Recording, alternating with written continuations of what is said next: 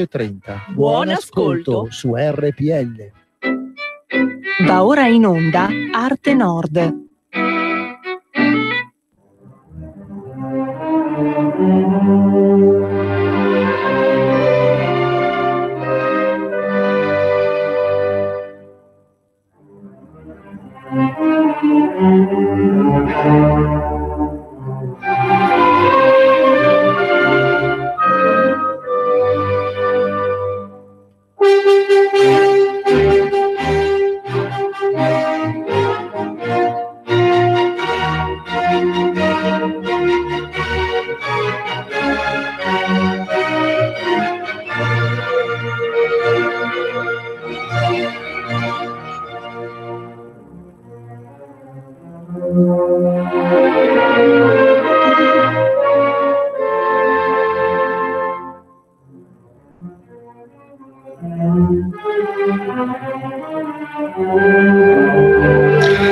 Ed ora diamo subito la linea al professor Andrea Rognoni per parlare con lui. 02 66 20 35 29. Benvenuto Andrea. Grazie a te, grandissimo. Stavo ripetendo appunto buona Padania, buona Benacchia, buona Italia a tutti quelli che ci ascoltano nell'universo mondo. La puntata di oggi è dedicata a un avvenimento che accadde 100 anni fa, il 23 marzo del 1919, a Piazza San Sepolcro, a Milano, si riunì per la prima volta un movimento che avrebbe segnato nel bene e nel male il XX secolo, non solo in Italia. Parliamo dei fasci di combattimento, che poi diventerà fascismo. Fu in una saletta dell'Associazione degli Industriali Italiani che alcuni, si parla di 200, ma naturalmente il numero è sempre incerto e la storia dovrà indagare meglio, che si organizzavano e si proclamavano fasci di combattimento, iniziarono un'epopea ben nota che porterà al trionfo del cosiddetto Duce in Italia. Naturalmente se ne è parlato molto, se ne parlerà in questi giorni, già oggi su tutti i quotidiani, e poi naturalmente le riviste sia di destra che di sinistra, volgarmente chiamata, se possiamo così ancora identificarla come destra e sinistra, ne parlano. È un anniversario come c'è stato 2 anni fa l'anniversario della rivoluzione d'ottobre di Marca Comunista, l'anniversario di tantissimi altri eventi che oramai appartengono alla storia. Non appartengono al dibattito politico attuale perché appartengono alla storia. Al tempo stesso non ci si può esimere da un giudizio storico, di natura storico, che tenda appunto a vederli alla luce oramai di una dimensione che non ha ricadute dirette sull'attualità. Prima però un annuncio che riguarda la mia rivista, la rivista che dirigo, Europa, Idee per l'Europa dei Popoli. In questo nuovo numero ci sono articoli molto importanti e molto interessanti dell'onorevole Borghezio, di Marco Tognini, che tutti conoscete, grande interprete del nuovo europeismo, anti-europeismo, vedete voi la domenica mattina nella rubrica di Maggi, ma anche Becchi, Veneziani, tantissimi altri intellettuali di primissima levatura, Fusaro, eccetera, che io ho l'onore di avere come collaboratori. Io personalmente mi cimento questa volta su l'ultimo libro di Veneziani, che mi è parso subito un vero e proprio capolavoro, Nostalgia degli Dei, di cui ho peraltro già parlato in questa radio, ma anche su un singolare personaggio, Pavel Florensky, russo, che riuscì a cogliere il significato ultimo del simbolo della realtà, e soprattutto attraverso le icone russe, e anche parlo della poesia provenzale. Come si fa ad avere in mano o in rete questo benedetta rivista, che so che è molto ricercata, non sempre tutti la trovano, alcuni e molti sono già abbonati. Bisogna scrivere, è molto semplice, Europa dei Popoli, tutto attaccato, tutto minuscolo, Europa dei Popoli, @libero.it, Europa dei Popoli, @libero.it. Con questa mail voi chiederete appunto di poter ricevere la rivista via carta o via rete, e quindi avrete il modo finalmente di leggere tutto questo ben di Dio che attualmente, personalmente me ne assumo la responsabilità, rappresenta così la parte più intellettuale, più impegnata sul piano intellettuale del leghismo stesso. E chiudiamola qua, Europa dei Popoli @libero.it. Allora, 100 anni da quell'evento lì, che era un evento particolare. Molti hanno sottolineato, molti osservatori, politologi, storici, uomini di cultura, insegnanti di storia, che ufficialmente il fascismo non è nato il 23 marzo, perché è nato in tempi successivi, che sono il 1921, il 1922 con la marcia su Roma. Quindi ancora non si chiamava fascismo, anche se i libri di storia, anche i libri di testo, forse per semplificazione, dicono appunto che la prima uscita ufficiale del movimento fascista fu quella del 23 marzo del 1919. Ora, all'interno del cosiddetto diciannovismo, che è un fenomeno che ha portato alla ribalta nello stesso anno, a un anno dalla fine della guerra, ha portato alla ribalta il nuovo Partito Popolare di ispirazione cristiana, il movimento fascista. In settembre nasce in una birreria di Monaco o di Baviera quello che diventerà anche il movimento nazista, e poi tantissimi altri movimenti, anche i primi prodromi del Partito Comunista, che nascerà ufficialmente al 21/1/21 a Livorno, col congresso di Livorno, con la scissione di Gramsci rispetto ai minimalisti socialisti. Non dimentichiamo infine, ma ne abbiamo già parlato ampiamente, la nascita a gennaio dello stesso anno appunto del Partito Popolare, che poi diventerà col passare del tempo la stessa Democrazia Cristiana. Più in generale, anche in conseguenza dei fatti accaduti nella Prima Guerra Mondiale, si assesta un sistema che così evolverà prima nella dittatura fascista e successivamente in qualcosa che per moto contrario di ispirazione fisica, no? A ogni azione corrisponde una reazione uguale e contraria, porterà alla cosiddetta democrazia. Allora, un primo elemento l'abbiamo già citato, non è la nascita ufficiale del fascismo, perché? Per un semplice fatto: questi fasci di combattimento, scusate il rumore di fondo, questi fasci di combattimento che si uniscono in piazza San Sepolcro esattamente 100 anni fa, avevano un'ispirazione sedicenti rivoluzionaria. Infatti gli articoli che aveva scritto un Mussolini uscito dall'Avanti e dal mondo socialista, ma non ancora ufficialmente sedicente fascista, quindi quando il Mussolini scrive questi articoli su vari giornali, lo tende a dare come immagine dell'evento una forte caricatura rivoluzionaria, cercando di spiegare quello che è il suo modo di popolo, il suo modo di intendere la parola popolo. Il popolo, secondo lui, si deve affrancare dalla dimensione della classe, perché il mondo socialista e anticipando quello che accadrà dopo comunista, comunque con l'esempio che aveva davanti della Russia, tende a fallire, perché non può il popolo identificarsi in una sola classe, ridurrebbe se stesso a una larva contro altre larve.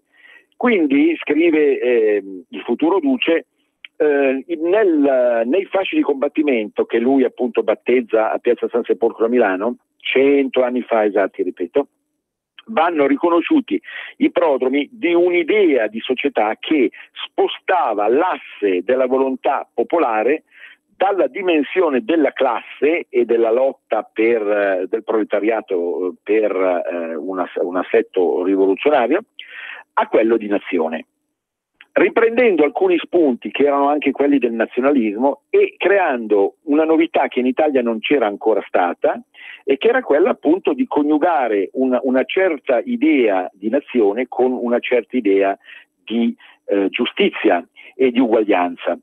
Perché nasce con questa egida il fascismo, con i fasci di combattimento? Tra l'altro ricordo che i fasci erano apparsi per la prima volta con questa parola, con questa dizione in Sicilia alla fine del secolo precedente, alla fine dell'Ottocento, come sindacati dei lavoratori dello zolfo, e anche questo può essere interessante. Anche se poi tutta la liturgia fascista, sapete perfettamente, si rifarà a Roma e ad altri fasci, i fasci littori. Ma nel momento in cui 100 anni fa lì si ritrovano e quindi fanno congrega, tutti questi signori partono dall'idea che, come sosteneva il primo Mussolini, quello che faceva il maestro, quello che era andato a Losanna a sobillare i lavoratori, eccetera, eccetera, sostenevano che occorresse formare un apparato rivoluzionario quale non c'era mai stato né in Italia né in Europa, riuscendo finalmente appunto a soddisfare quelle che erano le esigenze di un mondo, il mondo del lavoro, che era stato fino ad adesso bastonato, frustrato e quant'altro. Non dimentichiamo che l'educazione ricevuta da Mussolini in Romagna, a Predappio e poi in altri luoghi, è tipicamente anticlericale e poi anche caratterizzata da tutta una serie di spunti che diciamo così afferiscono all'universo di sinistra, della sinistra di allora. Ma certamente poi aveva giocato il duro scontro con Turati negli anni che vanno dal 12, 13, 14, 15, la stessa guerra mondiale che aveva prodotto in lui un'anima di interventista che all'inizio non esisteva, e che quindi attraverso questo interventismo vedeva alla luce di alcune soluzioni anche militari l'unica possibilità per riuscire a distruggere che cosa? Ecco, a cercare di distruggere o comunque insomma di far sciogliere come neve al sole il capitalismo da una parte e quella falsa, secondo lui, interpretazione del socialismo che poi avrebbe dato luogo al comunismo. Allora è con questo spirito che loro scendono in piazza i fascisti, come poi sottolinea per esempio una rivista come il Primato Nazionale. Però guardate che anche sul versante intellettuale di centrosinistra ancora oggi, personaggi come Emilio Gentile, che ha scritto tantissime cose sulla storia del fascismo e ha un po' sostituito nel ruolo primario Renzo De Felice, che ha scritto tantissime altre cose negli anni 70-80, ecco, quindi anche per questo i fasci di combattimento avevano un'interpretazione della realtà che non sarà poi esattamente quella del fascismo maturo. E sentite le parole, la lotta di classe è alle spalle, il feticcio lasciato in mano agli ex compagni, si apre nella storia un periodo, scrive Mussolini, che potrebbe definirsi della politica delle masse o dell'ipertrofia democratica. Dobbiamo indirizzare verso la democrazia politica e verso la democrazia economica tutto questo. La prima può ricondurre le masse verso lo Stato, la seconda può conciliare sul terreno comune del maximum di produzione, capitale e lavoro. Da tutto questo travaglio usciranno nuovi valori e nuove gerarchie. Qualcuno, diciamo soprattutto nell'interpretazione classica del fascismo, ha sottolineato il fatto che la sala posta al primo piano del Civico 9, il numero 9 di Piazza San Sepolcro, era la sede del Circolo degli Industriali.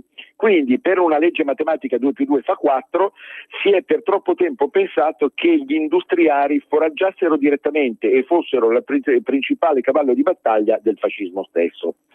Poi questo, perché siamo di fronte a un argomento di tale importanza e di tale complessità che val bene appunto recuperare anche una storia dell'interpretazione.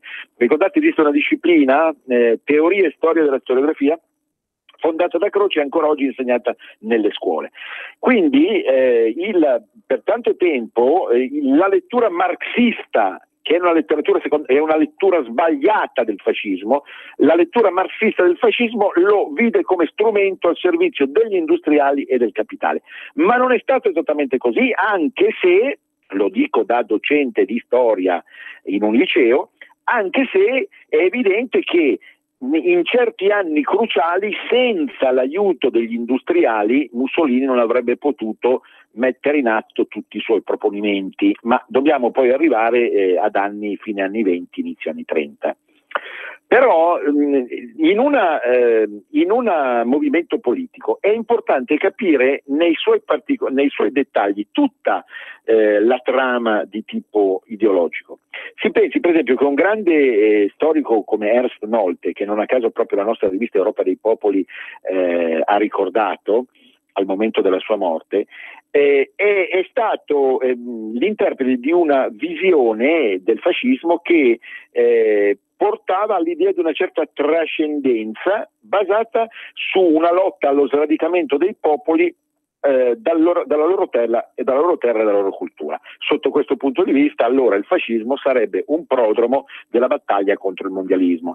Però stiamo entrando in un terreno minato. Sapete perché, cari ascoltatori, stiamo entrando in un terreno minato? Perché a questo punto si apre tutto il contenzioso che è spinosissimo, e proprio avete in mente le mine vaganti, il contenzioso che, ponendo il fascismo alla base di un certo tipo di destra che ha rinnovato nel bene ma soprattutto nel male il Novecento, si arriverebbe, secondo una logica che è tipica di un certo tipo di storiografia abborracciata, anche se si fa finta di rifarsi a testi canonici e a argomenti logicissimi, che porta per esempio all'idea che alcuni movimenti di carattere populista, che oggi come oggi è evidente alla luce del sole, stanno vincendo in tutto il mondo, dall'America alla Russia all'Italia ovviamente e in tantissime altre realtà europee ed extraeuropee.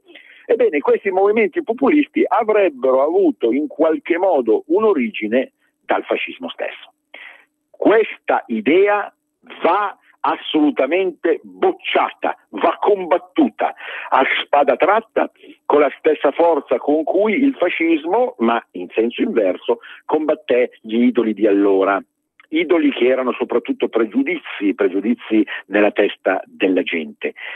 Che cosa divide? Parliamoci chiaro, naturalmente non posso in 25 minuti fare tutta la storia del fascismo, se non ricordando brevissimamente che da quei fasci di combattimento si passò poi al Partito Nazionale Fascista e alla Marcia su Roma, con alcuni ritocchi sia ideografici che strategici che portarono poi a quella che fu la dittatura.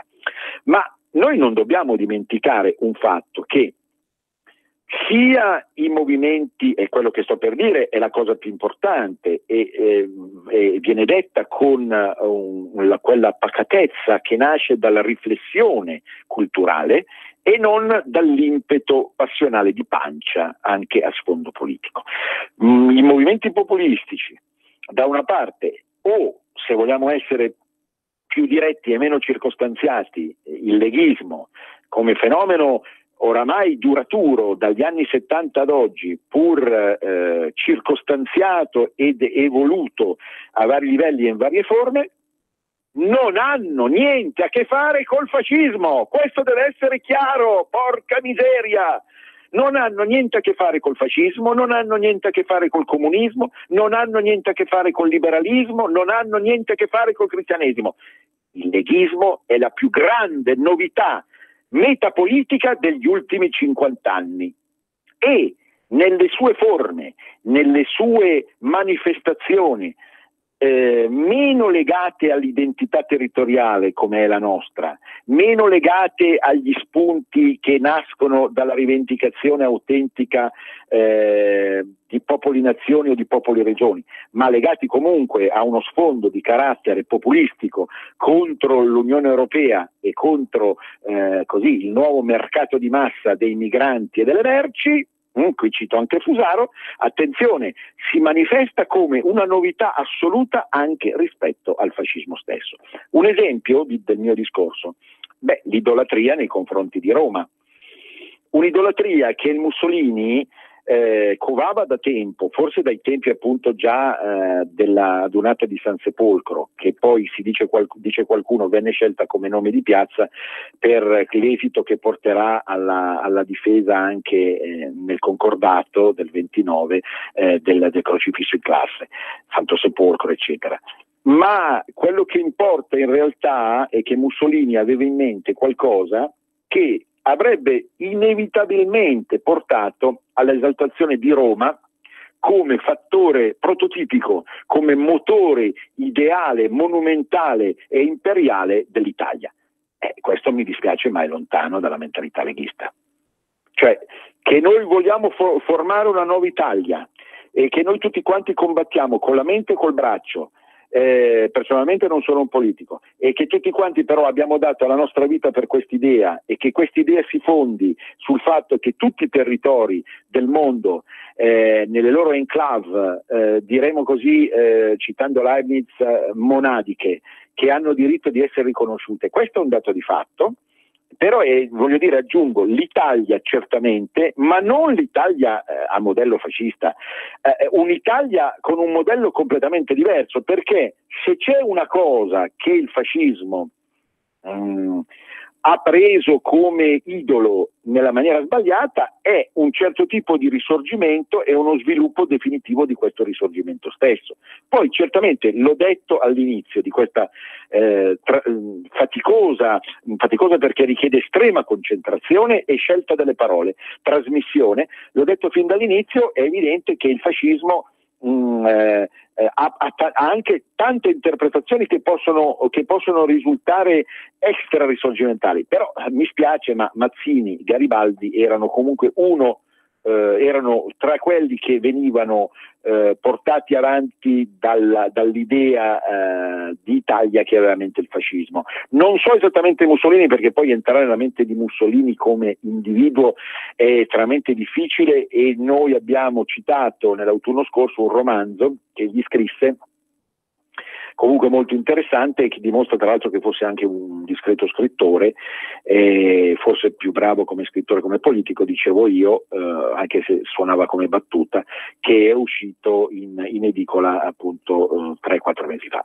Ma quello che voglio dire è che noi chi combatte in nome di questa idea, che è un'idea bellissima ed viene raffigurata molto bene da Alberto da Giussano, non stiamo combattendo per un'Italia romana o filoromana, macro-romana, pan-romana, come poi combatterà il fascismo.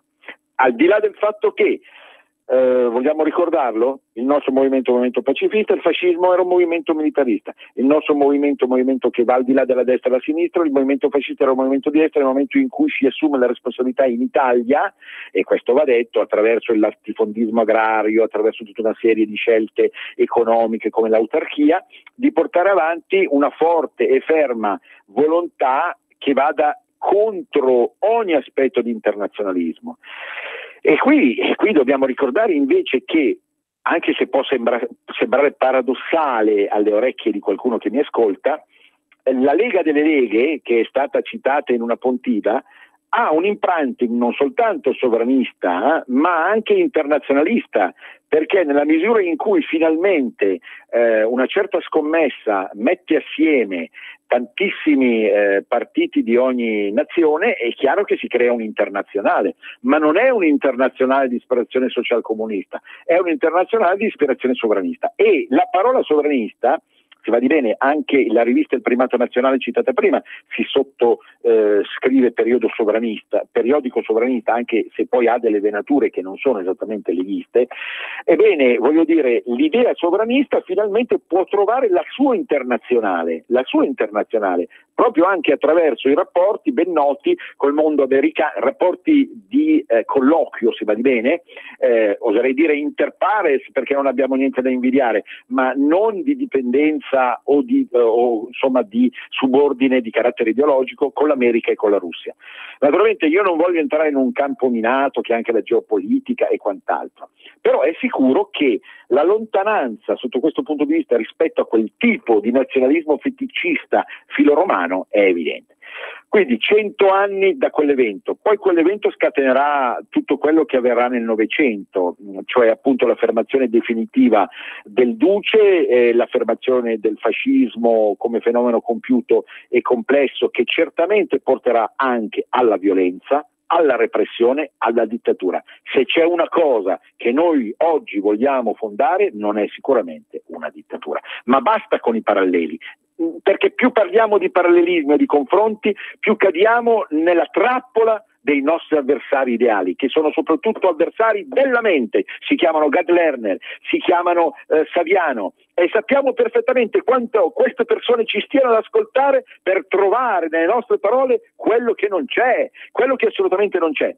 Il sovranismo di ispirazione leghista, il federalismo, e ripeto questa parola con forza, che questa radio ha battezzato in maniera definitiva, addirittura sfidando i guru del mulino che avevano loro negli anni 70 l'egida della parola federalismo, ma questa parola poi soltanto noi ora siamo in grado di pronunciarla con fierezza e con orgoglio sulla base di tutta la storia del leghismo. Quindi sulla base di tutti questi concetti, territorialità, identità, federalismo, sovranismo, noi siamo sicuri di riuscire a cancellare tutte le ombre del passato, tutte le ombre, compreso quella nata a Piazza San Sepolcro 100 anni fa, che certamente, pur non essendo completamente priva di luce, ma con molte ombre, certamente non fece comunque anch'essa il bene dell'Italia, intesa per l'Italia che noi pensiamo, alla quale noi dedichiamo il nostro cuore, la nostra anima, l'Italia dei popoli, come l'Europa dei popoli. Non a caso io dirigo quella rivista, Idee per l'Europa dei popoli, che si ispira proprio a qualcosa che è lontano, è equidistante da ogni ismo negativo del passato, perché troppo male hanno fatto tutti questi ismi, e quindi l'unico ismo da seguire in senso buono è quello appunto che nasce nel 1979, signori, 40 anni, ma sapete cosa significa 40 anni? Significa il passaporto ideale come età, come esperienza, per riuscire finalmente a dare un nuovo imprinting, cioè una nuova impronta, ragionando e parlando in italiano per sovranismo, una nuova impronta a uno Stato che certamente dovrà diventare federale, ma dovrà anche avere l'orgoglio di difendere la propria identità nella maniera che evidentemente già ora chi ci guida ha dato come input. Siamo ai saluti, Andrea. Siamo ai saluti. Io vi ringrazio la pazienza che avete avuto. L'argomento di oggi era troppo importante. Io ho cercato di trattarlo come una persona che ha il cuore pacato ma la mente lucida, e penso e spero di avervi regalato mezz'ora di nuova coscienza, quella nuova coscienza che serve a tutti per salvare sia i nostri singoli territori, la matria, sia quella patria che per troppo tempo è stata bistrattata. Un grande abbraccio a tutti. Venezia risorga, risorga Venezia, Venezia e non Roma, per sempre. A risentirci. Avete ascoltato Arte Nord.